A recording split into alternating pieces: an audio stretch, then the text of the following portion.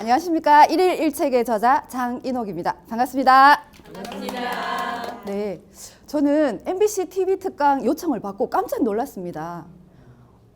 두 가지 감정이 들었는데요. 하나는 기쁨과 즐거움이었고요.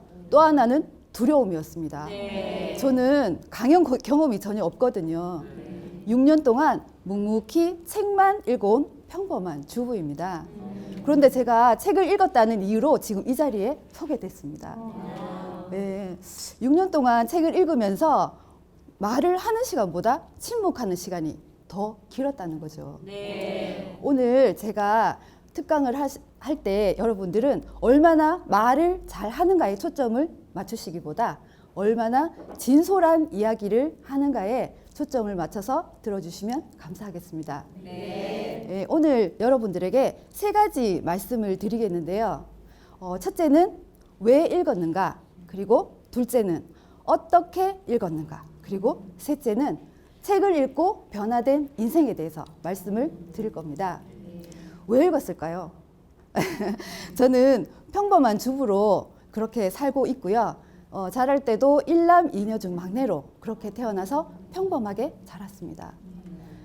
부유하지는 않았지만 강인한 그 생활력이 강하신 아버지 밑에서, 그리고 현모양처와 평범한 주부로 삶을 살아오신 어머니 밑에서 그렇게 평탄한 삶을 살아왔습니다. 네, 결혼이라는 것이 뭐 크게 꽃길만 있을 것이라고 생각을 하지 않았죠.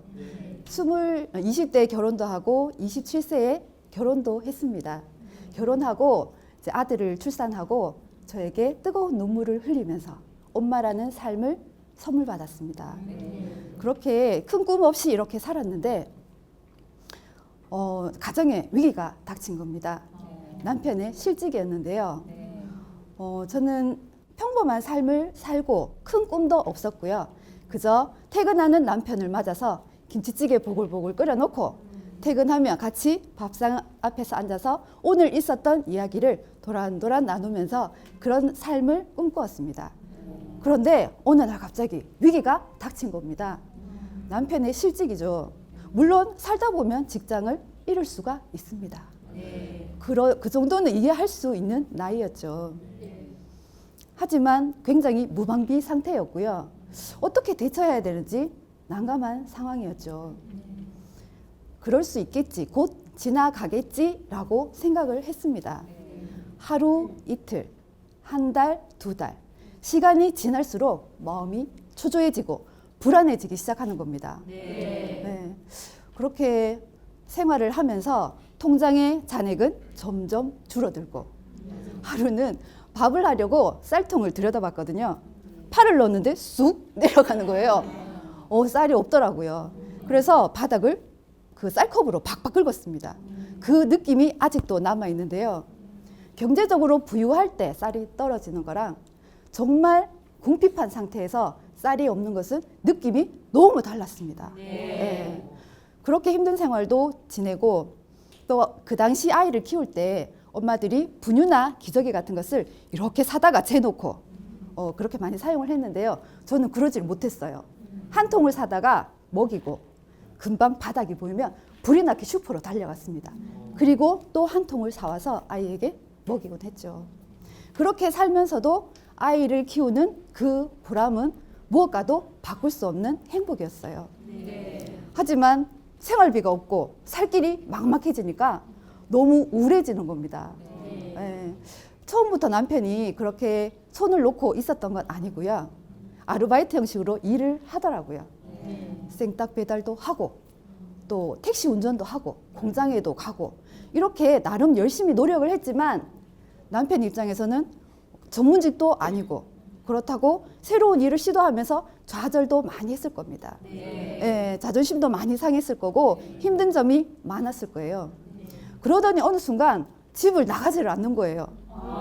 네, 집 안에서만 안주를 했습니다. 아이는 크고 생활비는 없고 어쩌겠습니까? 제가 아이가 26개월 때 생활비를 벌고자 집을 나갔습니다. 아이만 키우던 평범한 주부죠. 나가서 할 수 있는 일이 별로 없었어요. 그래서 어린아이를 어린이집에 맡겨두고 시간이 정해져 있는 직장을 구하기는 힘들었거든요. 그래서 찾아보니 영업이 있더라고요. 영업은 시간이 자유로우니까 아이를 맡겨두고 잠깐 일을 하고 수입을 벌 수 있겠다.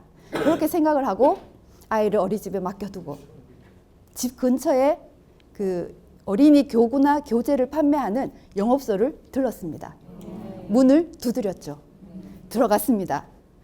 들어가니까 아주 세련돼 보이는 소장님이 앉아 계시더라고요. 여자분이셨는데 의아한 눈치로 저를 쳐다보더라고요. 어떻게 오셨어요? 라고 묻길래 영업을 한번 해보고 싶습니다. 라고 이야기를 했어요. 그랬더니 잠시 앉아보시라고 하더라고요. 그래서 앉았습니다. 이렇게 보시더니 영업을 해본 적이 있습니까? 라고 묻는 거예요. 해본 적은 없지만 한번 해보겠습니다. 라고 이야기를 했어요. 그러더니 그 소장님은 저를 이렇게 보시더니 뭐 손해볼 건 없겠다라는 투로 그러면 그렇게 해보세요. 라고 이야기를 해주셨어요. 그래서 그날부터 일을 시작했습니다. 영업이라는 것은 한 번도 해본 적이 없었죠. 하지만 선배들이 해오신 일을 보면서 어떻게 해야 되는지 배우기 시작했어요. 마트, 백화점 같이 따라 나갔습니다. 나갔더니 그 아이를 데리고 나온 어머니들에게 말을 걸기 시작했어요. 어머니 안녕하세요. 아이가 너무 이뻐요. 몇 개월이에요? 이렇게 이야기를 겁니다. 그렇게 연락처를 받고 이제 영업소에서 그 근처 갈 일이 있으면 전화를 드리는 거예요. 어머니 안녕하세요. 예전에 어디서 뵀던 누구입니다. 근처에 갈 일이 있는데 한번 들러도 될까요? 라고 말씀을 드리면 대부분의 어머님들은 별로 좋아하지 않으시죠. 네, 집에 오는 걸 탐탁지 않게 생각을 하시는데 그 중에 한 분이 네 오세요 라고 말씀해 주는 분이 계셨어요. 그러면 저는 기쁜 마음으로 출발을 합니다. 그 당시에 영업을 하시는 분들은 자동차가 있었어요. 차로 이동을 하는 거죠. 근데 저는 아무런 가진 것이 없어서 교재, 교구 거기 이제 영업을 할 때 필요한 그것을 가득 가방에 넣고 가방을 메고 버스로 이동을 합니다. 초인종을 누르고 들어가죠. 들어가면 대부분 어머니들께서 굉장히 바쁘시거든요. 아이들이 어수선하게 다니기도 하고 이야기에 집중을 못하는 겁니다. 이야기를 하다가 집안일도 해야 되고 아이도 봐줘야 되고 그렇게 했는데 그날은 마침 아이가 낮잠을 자주는 거예요. 너무 고맙게도. 그래서 제가 차근차근 설명을 드렸습니다. 그날 제 말빨 때문인지 어머니의 교육열 때문인지 계약이 성사가 된 겁니다. 금액이 100만 원이 넘는 금액이었어요. 그래서 저는 아주 기쁜 마음으로 영업소로 달려갔죠. 소장님 이하 부장님이 난리가 나는 겁니다. 우와 이걸 어떻게 팔았어? 초짜가 나가서 이렇게 판매가 이루어지는 건 굉장히 드문 일이다 라고 하셨어요. 저는 상황 이야기를 줄줄이 해드렸습니다. 우와 대단하다 이런 얘기도 들었습니다. 힘이 났죠?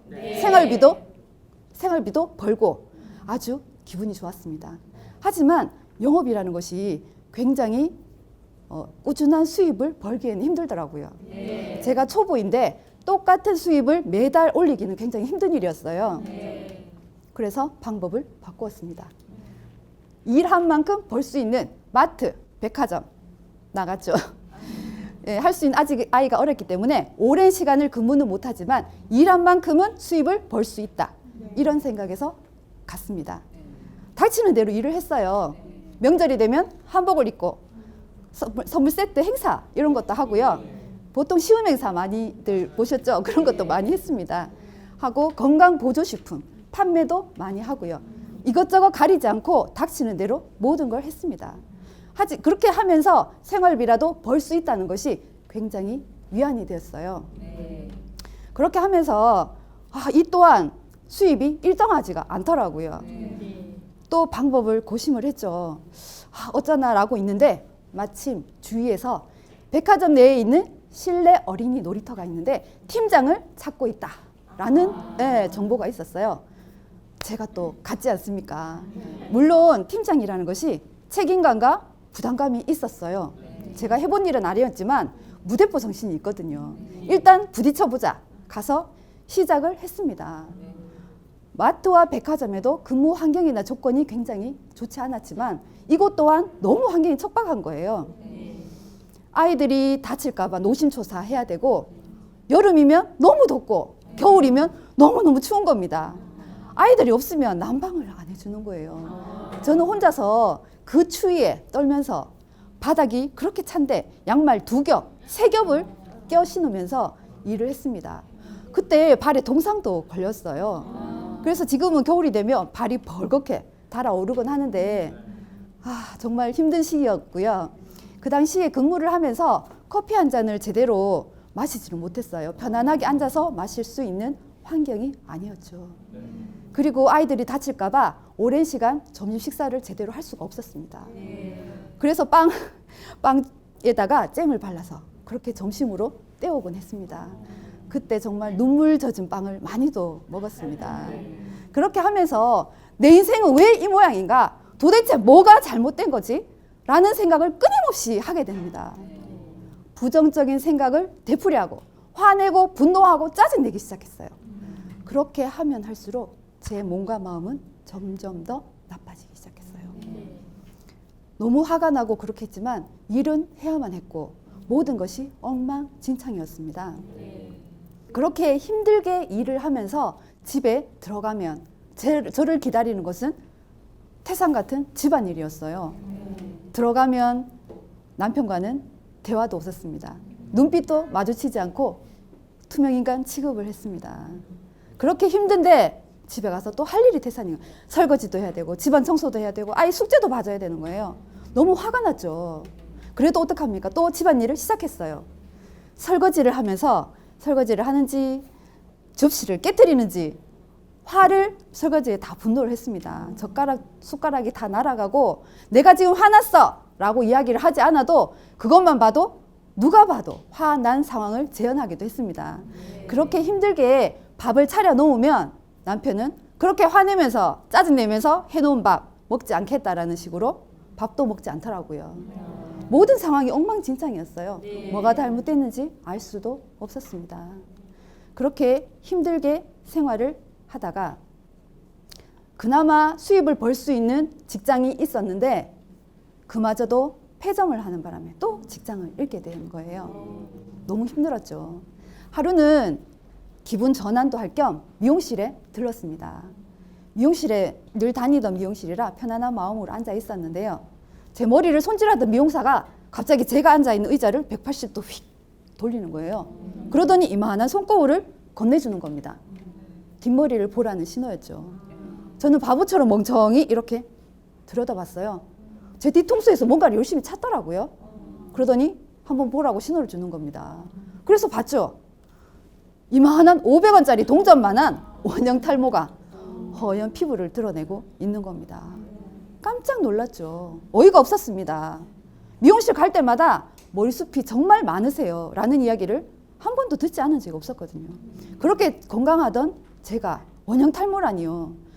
미용실에서는 아무 일 없다는 듯이 있었지만 집으로 돌아오는 길에 굉장히 무서운 생각이 들었습니다. 화내고 분노하고 짜증내는 이런 것들이 제 몸과 마음을 갉아먹고 있었던 거죠. 방법을 찾아야만 했습니다. 하지만 어떻게 해야 하는지 누구도 알려주는 사람이 없었어요. 그렇게 삶은 계속 이어졌습니다. 직장을 또 구해야 했죠. 현재 다니고 있는 건축자재 사무실인데요. 아이가 좀 크고 나니까 시간이 정해져 있는 직장을 구할 수가 있었습니다. 네, 그렇게 앉아서 근무를 했는데요. 처음에는 앉아서 일하는 것 자체가 너무 좋은 거예요. 지금껏 항상 서서 일을 해서 발은 퉁퉁 부어있고 종아리는 축구선수처럼 아리백여져 있고 그렇게 힘들게 근무를 했었거든요. 사무실에서 하루는 일을 하다가 컴퓨터 모니터를 들여다봤습니다. 책 한 권이 눈에 들어오는 거예요. 제목이 리딩으로 리드하라. 리드하라? 여기에 확 눈길이 가는 겁니다. 내 인생을 리드하고 싶은 그런 욕구가 무의식이 작용을 한 겁니다. 그래서 그 당시 저는 쇼핑이라고는 아이 쇼핑도 하지 않았어요. 할 수 있는 상황도 아니었죠. 그렇게 지냈는데 그날은 책을 구입을 했습니다. 단숨에 읽었죠. 읽었는데 굉장히 충격적이었습니다. 제가 생각한 것은 내가 지금껏 이렇게 힘들게 살아온 것이 책을 읽지 않아서구나 라는 생각에 닿았습니다. 도끼로 머리를 한 대 얻어맞은 것 같은 충격이었습니다. 도대체 이 조그맣고 작은 종이 뭉치가 어떻게 사람의 인생을 바꾼다는 거지? 그럴 리가 있나? 이런 생각이 들었죠. 하지만 이게 정말 그렇다면 한번 독서에 도전을 해보자 라는 생각이 들었습니다. 달리 방법이 없었죠. 책에 매달리다시피 그렇게 도전을 했습니다. 제 인생 위기에 책을 만난 거죠. 엄청난 사건이었습니다. 책을 읽겠다고 마음을 먹었죠. 책을 읽어야 하는데 평소에 1년에 책 한 권도 제대로 읽지 않던 평범한 주부가 하루에 한 권 읽기에 도전을 했습니다. 얼마나 힘들었겠습니까? 직장에 다니면서 집안일을 하면서 아이를 키우면서 책을 읽는다는 것은 굉장히 어려운 일이었어요. 굉장히 시간과 노력을 투자해야 하는 일이었습니다. 시간을 확보해야 됐죠. 책은 읽어야 하는데 어떻게 언제 책을 읽지? 라는 생각으로 먼저 새벽 시간, 출근하는 이동 시간, 그리고 짬짬이 시간과 잠자기 전 시간, 이렇게 시간을 확보를 했습니다. 새벽에 책을 읽기 위해서 잠자기 전에 알람을 맞춰 두는데요. 새벽이 되면 요지없이 알람이 울려대죠. 자다가 손을 뻗어서 더듬더듬 휴대폰 알람을 끕니다. 그렇게 끄고 나면 5분 후에 또 울리거든요. 한 번만에 잘 못 일어나죠. 2번, 3번 울리다 보면 옆에서 자던 남편이 한마디 합니다.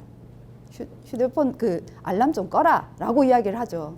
그러면 저는 일어나면서 남편의 머리채를 지그시 한번 잡아주고 일어납니다. 다른 방으로 이동을 하죠. 조용히 책상 앞에 앉아서 책을 펼칩니다. 처음부터 책에 집중할 수 있는 건 아니더라고요. 이 책을 뺐다가 저 책을 뺐다가 이것저것 뒤적뒤적 하다가 시간을 보내기도 하고요. 또 잡생각도 많이 합니다. 오토바이가 붕 지나가면 저 오토바이는 어디 가지? 우유 배달인가? 신문 배달인가? 이런 잡생각도 합니다. 그러다가 독서에 집중을 하게 되면 너무 행복한 겁니다. 네. 책을 읽는 것 자체가 저에겐 천국과 또 같은 그런 일이었어요. 그렇게 책을 읽으면서 하루 종일 책만 읽었으면 좋겠다라는 생각을 했습니다. 하지만 어떻습니까? 또 출근을 해야 되거든요. 그래서 읽던 책을 접어서 가방에 넣고 이동을 하게 되는데요. 직장을 다닐 때 보통 버스도 이용하고요.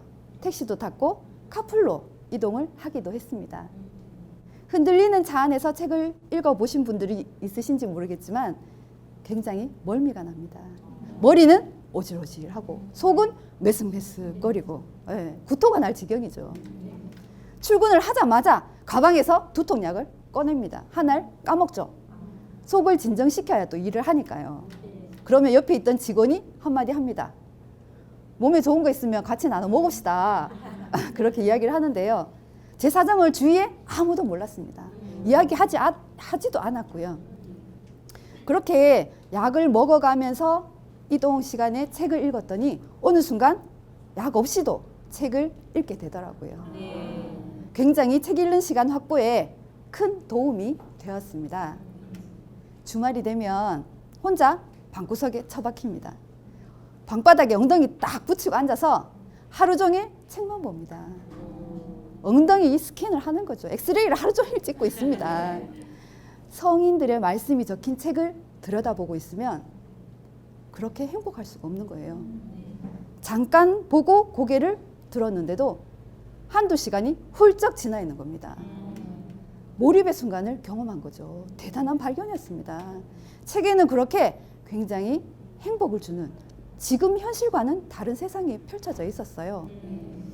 그렇게 책을 읽고 또 도서관에도 다녔는데요. 하루에 한 권의 책을 읽기 위해서 도서관에서 일주일 분량의 책을 빌려왔습니다.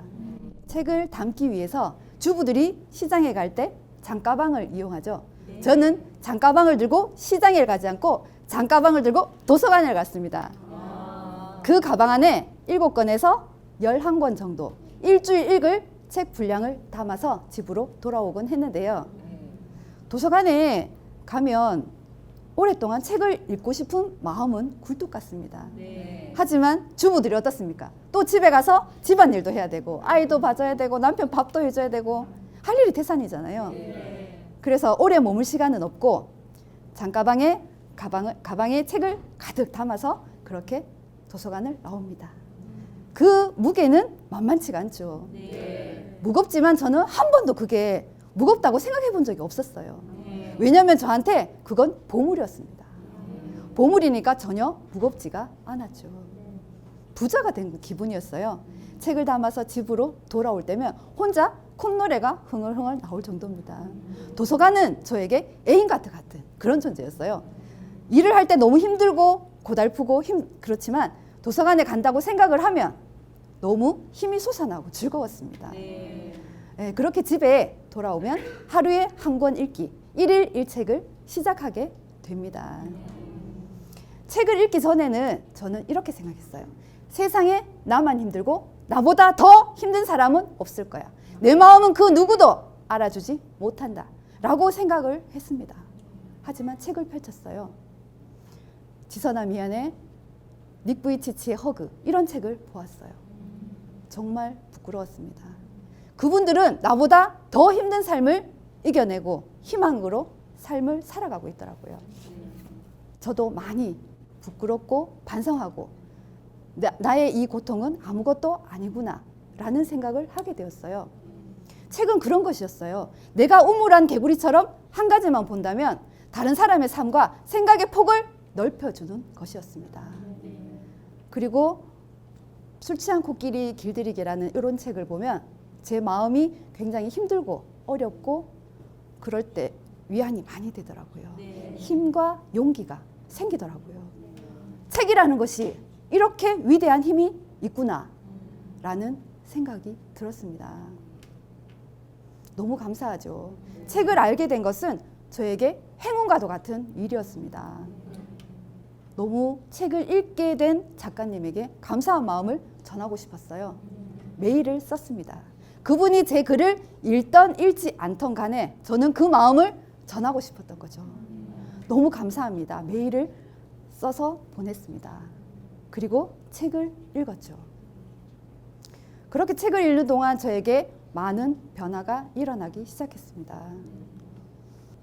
한 1년 정도 그렇게 책을 읽고 나니 서서히 변화가 일어나기 시작했습니다. 그렇게 꿈쩍도 하지 않던 남편이 책을 읽고 1년 만에 움직이기 시작을 했습니다. 그렇게 변해야 한다고 제가 옆에서 소리 지르고 많이 이야기를 했지만 반응이 없었어요. 퇴근하고 보통 집에 들어가면 북박이장처럼 같은 자리에 앉아서 우두커니 삶의 의미가 없는 눈초리로 앉아있곤 했었습니다. 저도 힘이 빠졌죠. 그런 남편이 움직이기 시작을 했습니다. 퇴근하고 집에 들어가면 설거지도 해놓고 청소도 해놓고 빨래도 해놓고 저에게 웃으면서 인사도 건네기 시작하는 겁니다. 깜짝 놀랐죠. 대단한 변화였죠. 그렇게 저는 책을 읽으면서 남편에게 계속 시도를 했거든요. 책에서 하라는 대로 했습니다. 책에서 답답하고 우울할 때 욕실 청소를 해보세요 라고 이야기를 하면 욕실에 들어갑니다. 세제를 쫙 뿌려놓고 있는 힘을 다해서 힘을 빡빡 주면서 청소를 했어요. 거품을 일으키면서. 그리고 물을 쫙 불어오면 그 찌꺼기들이 다 쓸려 내려가면서 제 마음속의 찌꺼기까지 다 쓸려 내려가는 그런 기분을 느꼈습니다. 그리고 책을 읽다가 답답하면 산책을 해보세요 라는 글귀를 만납니다. 그러면 책을 덮고 집 앞으로 나갑니다. 동네 한 바퀴를 휙 돌고 들어오면 마음이 굉장히 홀가분해지는 거예요. 와, 책의 힘이 이런 거구나. 하나씩 하나씩 적용하기 시작했습니다. 그렇게 변화는 서서히 일어나는 것이었어요. 그리고 책 속에서 감사합니다라는 글귀를 만나고 감사한 마음을 가지고 그 마음을 전하세요 라는 글귀를 만나면 저는 감사한 게 없었어요. 하나도 감사한 게 없었습니다. 너무 불행하고 화나고 그런 인생인데 무엇을 감사해야 하지? 그때부터 감사함을 찾기 시작했습니다. 몸이 건강해서 감사합니다. 오늘 하루 별탈 없이 보내서 너무 감사합니다. 감사합니다를 찾기 시작하니까 너무 많더라고요. 직장에서 의도적으로 감사합니다를 말하기 시작했어요. 오시는 분들한테 다 감사합니다, 고맙습니다 이렇게 전하기 시작했습니다. 20번, 30번 그렇게 항상 달고 살았는데 이 마음이 감사함으로 가득 차기 시작한 거예요. 정말 책의 힘은 대단한 것이었습니다. 그리고 가장 중요한 것은 제가 부부 사이가 굉장히 좋지 않았잖아요. 그때 부부 사이 개선을 위한 책을 읽었거든요. 책에서 이렇게 적혀 있어요. 남편에게 관심을 가지고 고개를 끄덕여주고 말에 귀 기울여주고 5분이라도 눈을 맞추고 대화를 하세요 라는 거였습니다. 어색했죠. 남론처럼 남편인지 옆집 아저씨인지 그렇게 지냈는데 갑자기 친한 척을 하니까 너무 좀 어색하더라고요. 문자를 보내기 시작했습니다. 오늘은 어땠어? 컨디션은 어때? 괜찮아? 보내면 답이 없습니다. 그리고 또 집에서도 시도를 했어요. 아, 밥 먹었어? 오늘 뭐 먹고 싶어? 뭐 해줄까? 뭐 오늘 잘 잤어? 기분은 어때? 이렇게 계속 시도를 했습니다. 별로 반응이 없더라고요. 힘이 빠지더라고요. 이건 뭐야? 아무런 반응이 없잖아. 혼자서 그럼 그렇지. 뭐 별 수 있겠어? 라는 생각을 했습니다. 그러다가 남편한테 한번 물어봤어요. 아니 내가 이렇게 노력을 하는데 뭔가 반응이 좀 있어야 되지 않나 얘기를 하면 남편은 이렇게 얘기합니다. 오늘은 친절했다가 내일은 화냈다가 이랬다가 저랬다가 하는데 어느 장단에 춤을 춰야 되나는 그런 말이었죠. 그 충분히 이해를 합니다. 변화의 과정은 그런 것이었으니까요. 한 번에 변하는 것이 없었습니다. 그런 과정을 겪어서 실수도 하고 실패하고 하다 보니까 어느 순간 관계가 개선된 거죠. 그렇게 1년이 지나면서 남편이 변한 겁니다.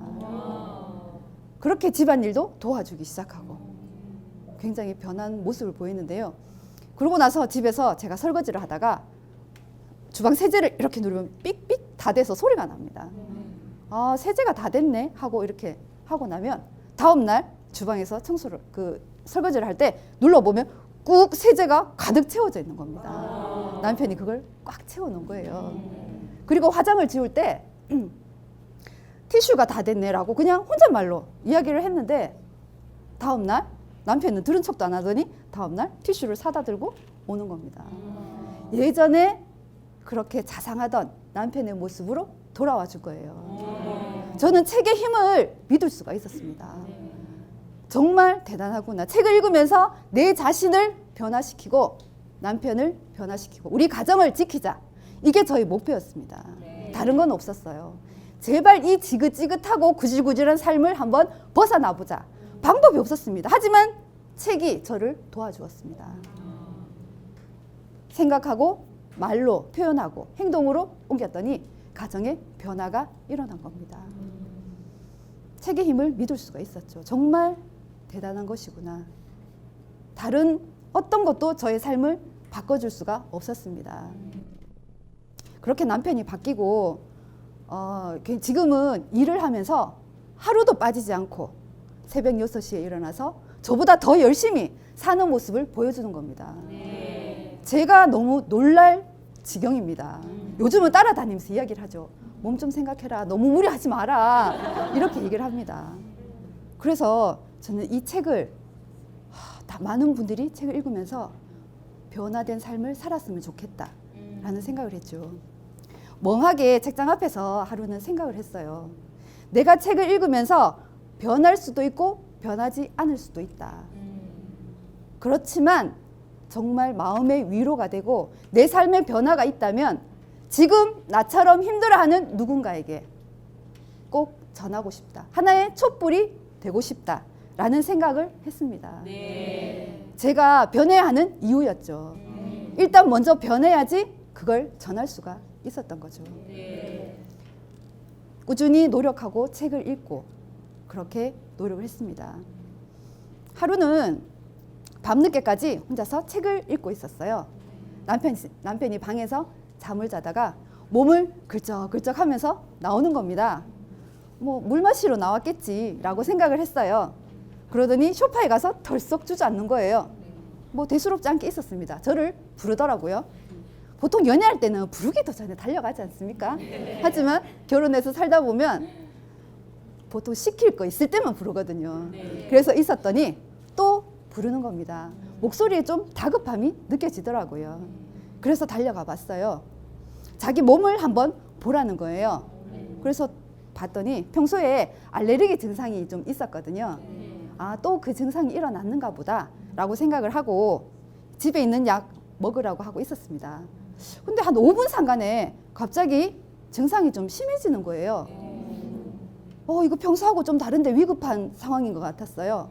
어떡하지? 자가용을 끌고 병원을 가야 되나? 아니면 택시를 불러야 되나? 급할 때는 119를 불러야겠다라고 생각을 하고 구급차를 불렀습니다. 입던 옷에 겉옷만 하나 걸치고 그렇게 구급차에 같이 올랐습니다. 구급차를 타고 가는 동안 그 구급대원께서 이것저것 묻더라고요. 뭐 저녁에 무엇을 먹었습니까? 증상이 언제부터 있었습니까?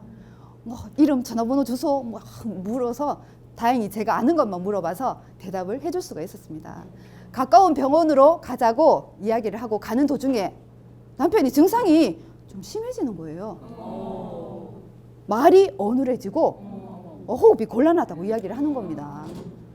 그래서 기사님하고 다시 이야기를 해서 그러면 종합병원으로 가자고 다시 장소를 옮겼습니다.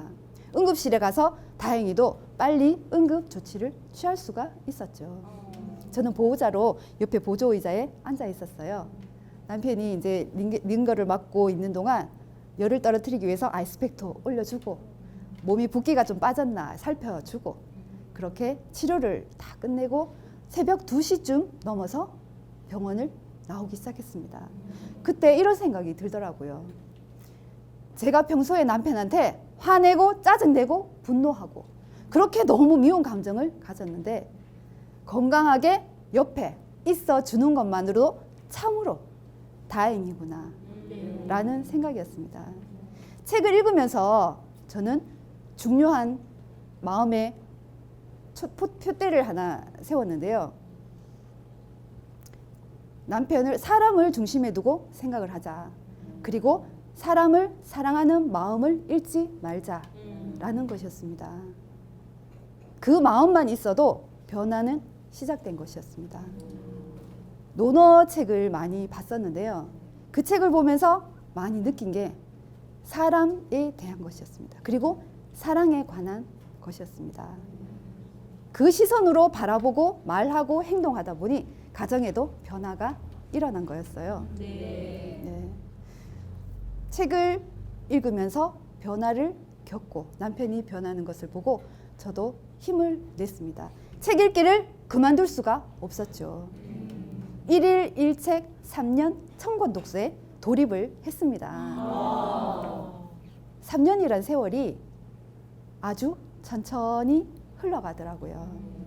3년 동안 책을 읽고 나니까 책 읽는 것은 특별한 행위가 아니었어요. 우리가 아침에 일어나서 세수하고 양치하고 밥 먹고 숨을 쉬면서 하루를 살아가는 것처럼 독서는 특별한 행위가 아니었습니다. 삶의 일부가 된 거죠. 삶의 원동력이었습니다. 그렇게 현재 6년까지 1,800여 권의 책을 읽었는데요. 이 책이란 것이 굉장히 1,800여 권이라는 걸 보면 거대해 보입니다. 하지만 이 책은 하루하루가 모여서 생긴 거고요. 하나하나가 모여서 생긴 거고 한 걸음 한 걸음 내딛어서 생긴 거였습니다. 독서는 결코 화려한 것이 아니었어요. 일상이죠, 일상. 네. 자신의 자리에서 묵묵히 자기 일을 해 나가는 것이었어요. 누가 알아주던 알아주지 않던 자신의 일을 해 나가는 것이 독서의 힘이었습니다. 그렇게 하루하루 하나하나 해 나갈 때 우리는 목표에 가닿을 수 있는 것이었어요. 정상에 가기 위해서 한꺼번에 올라가지 못하잖아요. 네. 한 발자국 한 발자국 내딛는 그 과정이 독서라는 것이었습니다. 가만히 있는 벽돌을 이쪽에서 이쪽으로 옮기고 또 이쪽에 있는 벽돌을 이쪽으로 옮기는 것이 의미 없고 부질없는 일이라고 생각할 수 있습니다. 하지만 건물을 지어야 할 때 우리가 바로 힘을 움직일 수 있는 그 힘과 근력을 키우는 것이었어요. 독서를 하면서 저는 몸과 마음의 근력을 키운 겁니다. 그렇게 했더니 가정의 변화가 일어난 거였어요. 저는 독서를 하면서 목표가 있었습니다. 제 자신을 변화시키고 남편을 바꾸고 우리 가정을 지켜내는 것이었어요. 수신제가 치국평천하라는 말씀 아시죠? 제가 치국평천하까지는 모르겠지만 수신제가는 내가 할 수 있는 일이겠다라는 생각을 했습니다. 내 몸을 닦고 그리고 가정을 바로 세우는 일이죠.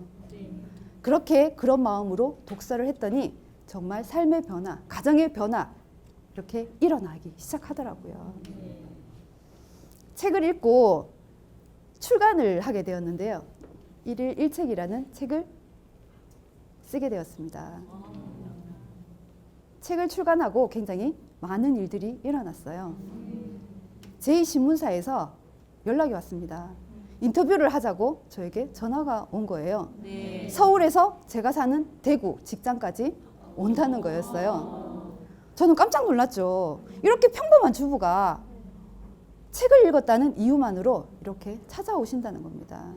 그래서 인터뷰를 진행을 했습니다. 12월 2일 제2신문에 기고된다고 그렇게 얘기를 해주시더라고요. 그날 제가 그 신문을 확인하기도 전에 주변 사람들에게 연락이 왔어요.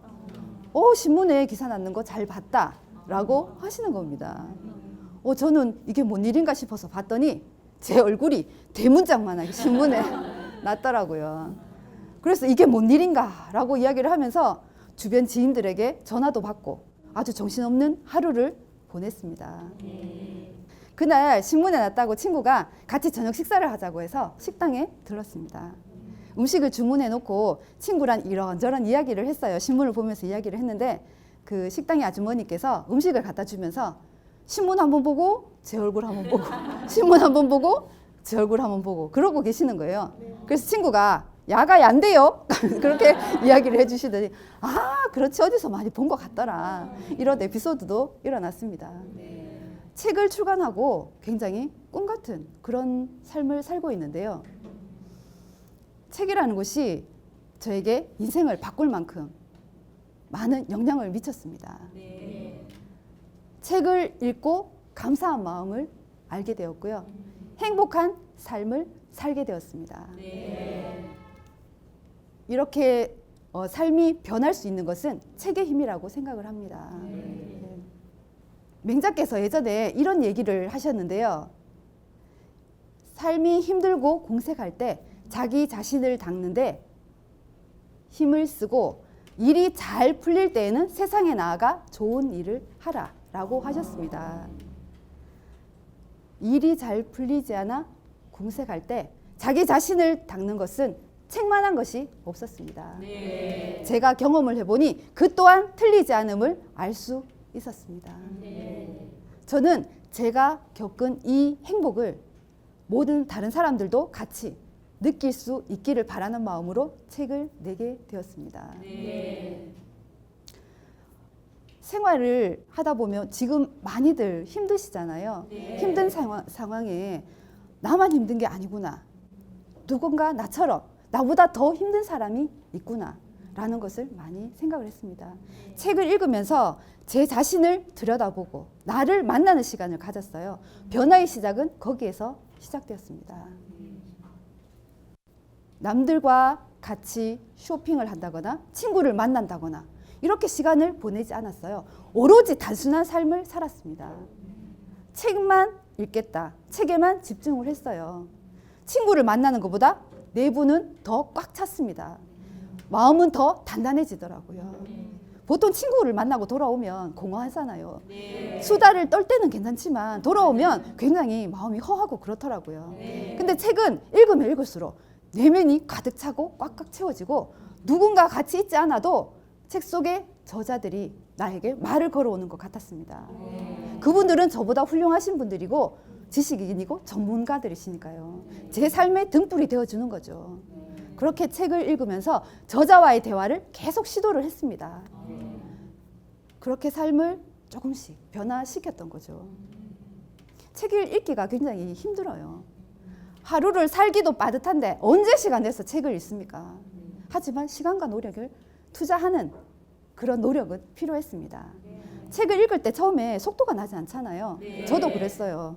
처음에 시작하고 하루에 한 권 읽기 위해서 굉장히 시간 투자를 많이 했는데 읽다 보니까 책 읽는 속도가 점점 빨라지더라고요. 다행히도 그렇게 책을 읽을 수가 있었고요. 친구랑 뭐 만나는 것도 그렇고 삶을 이어가면서 이 책만한 것이 없구나. 우리 선인들의 말씀은 삶의 산삼입니다. 지혜입니다. 자기계발 도서가 비타민이라면 이 선인들 말씀은 정말 내 몸과 마음을 이롭게 하는 산삼과도 같은 것이죠. 이 사실을 많은 분들이 알았으면 좋겠습니다. 책을 내고 독자분들이 요즘 연락을 한 번씩 주시는데요. 정말 저도 힘든 시기인데 작가님처럼 한번 도전해 보겠습니다 라는 말씀을 남겨주시더라고요. 저는 그거 하나만으로도 너무 지금 행복한 거예요. 책을 쓸 때 정말 한 분이라도 책에 대한 중요함을 깨닫고 책 읽기에 도전한다면 나의 책 읽기, 책 쓰기는 정말 성공이다 라는 마음을 가졌습니다. 책을 읽고 쓰고 이 책이라는 것이 굉장히 신기하더라고요. 저도 평소에는 이 책을 별로 우리 삶에 도움이 된다고 생각을 하지 않았거든요. 근데 직접 경험하고 인생이 바뀐다. 정말 이렇게 바뀔 수가 있구나 라는 생각을 했습니다. 보통 고전을 굉장히 어렵게 생각을 하시잖아요. 저의 경우에도 자기계발 도서 위주로 책을 읽어오다가 어느 순간 고전도 같이 읽기 시작했는데요. 이 선인들의 말씀은 삶의 지혜였어요. 우리가 어떻게 살아야 할지 방법을 알 수 없을 때 삶의 길이 되어주고 등대가 되어주고 책에는 길이 있다라고 하죠. 그게 맞는 말이었습니다. 책에는 지혜가 있다. 그것도 진짜 맞는 말이더라고요. 누군가가 알려주지 않았습니다. 책을 통해서 많이 배우고 느끼고 깨달았습니다. 책을 쓰면서 한 가지 생각을 했는데요. 평범한 주부가 책을 읽으면서 변화된 이 행복을 다른 사람들에게 꼭 전하고 싶었습니다. 이 행복을 여러분들도 꼭 만날 수 있기를 하는 단 한 분이라도 이 마음을 전해받을 수 있다면 저는 더 이상 바랄 게 없겠다라는 것이었어요. 너무나 많은 분들이 독서에 도전을 하겠다라고 의지를 다져주셔서 저는 요즘 아주 신나고 재미나게 그렇게 생활을 하고 있습니다. N포털 사이트에도 제 얼굴이 뜨고 책이 뜨길래 굉장히 놀라운 시간을 보내고 있는데요. 책이라는 것이 이렇게 대단하고 위대한 것이었습니다. 평범한 주부를 이 자리에 이렇게 제가 책이 아니었다면 여기 어떻게 설 수 있었겠습니까? 그렇게 행복한 삶을 여러분들도 만나기를 꼭 바라고요. 제 자신을 삶이 힘들 때 뭔가 의지하고 싶을 때 물론 뭐 여러 가지 방법이 있을 수 있어요. 뭐 소비하고 쇼핑하고 이렇게 풀 수도 있고 아니면 여행을 다닐 수도 있습니다. 이 책 읽기는 자신의 성실함만 있으면 가능한 것이었어요. 저같이 평범한 주부도 가진 게 없는 주부도 할 수 있는 것이 독서였고 책은 누구에게나 마음을 활짝 열고 다 받아주는 그런 표현력이 있습니다. 네. 그렇게 그 마음 하나로 책을 쓰게 되었고요. 책을 접하면서 제가 책을 쓰면서 느꼈던 그런 행복감, 책을 읽으면서 느꼈던 그 행복을 여러분들도 꼭 만날 수 있기를 기대를 합니다. 네. 책이라는 것이 굉장히 삶에 이롭다는 것을 모두들 알고는 있지만 실천하기가 힘들다라고 하시는데요. 정말 절실함, 저는 절실함과 성실함 그것만 가지고 시작을 했습니다. 하루하루 한 발짝 한 발짝 나아가다 보니 6년이란 세월이 지났고요. 거대해 보이는 1800권이라는 책이 만들어진 겁니다. 그렇게 대단해 보이지만 결국은 독서는 과정이었습니다. 이 과정 속에서 결과가 만들어지는 거죠. 무대 위의 화려함보다 무대 밑에서 묵묵히 자신의 일을 해 나갈 때 그때 독서는 빛을 발한다고 생각을 합니다. 평범한 주부가 위기를 만나서 책을 읽었습니다. 세상이 달라 보였습니다. 삶이 변했습니다. 그렇게 삶을 변하고 싶다면 꼭 책을 읽어보기를 권해드리고 싶습니다. 평범한 주부가 만났던 행복, 여러분들도 꼭 만날 수 있기를 간절히 바랍니다. 여러분의 독서를 응원합니다. 감사합니다.